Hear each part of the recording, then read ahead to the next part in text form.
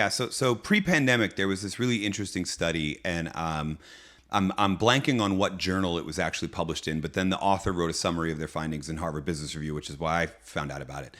And essentially, what they found was there were basically two types of people that attempted what you're talking about. And they called them the balancers and the integrators, right? The balancers were people who were trying to seek that balance. When I leave at 5 or 4:30 or 6 or whatever, when I leave work, I don't touch work until the next morning. And then there were integrators who were, maybe I leave a bit early and grab in with school, like grab my kids from school or do something active. And then when they're in bed, I fire up the laptop again and what have you. And one of the things they found was interesting.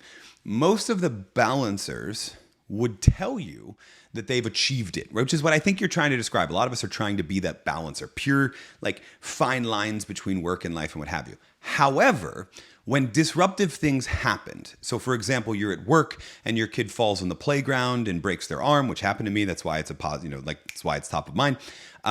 Or you're at home and suddenly like there's a major PR disaster or a client announces it leaves, even though you're on vacation, you're no longer actually on vacation, right? It was the integrators that could deal better with those changes, right?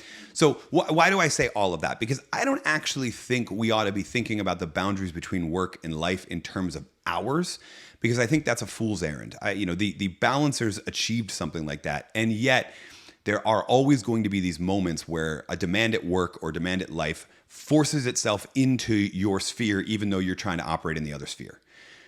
It's more that integrators idea. And what the integrators did was adapt habits and mental rituals and things that signaled switching in modes. And they switched back much more often, right?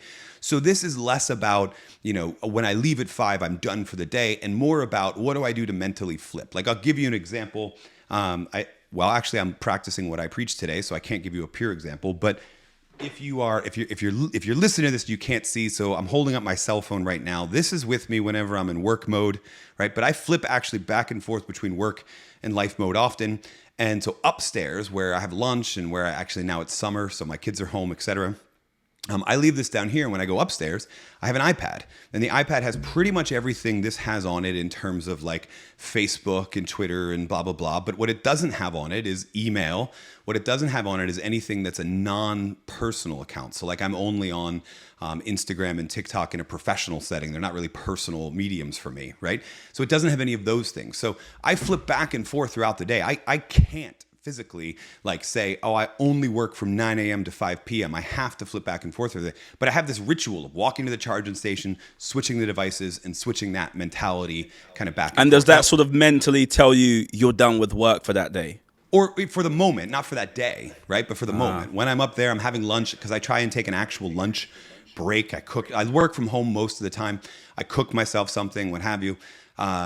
For that time, this is down here. Now, if this rings and it's something super emergent, I can always run downstairs and get it. But just that act of flipping them helps me mentally flip back and forth. And I do that multiple times a day. So my encouragement to most people, especially if you're still in a hybrid work environment, not full in the office and what have you, you're probably not going to achieve that kind of full balance thing. So instead, be thinking about what rituals you can use. If you were working in an office pre-pandemic, you were working in an office 5 days a week from 9 to 5 or what have you, then you already had that in the form of a commute. But most of us don't have that every day.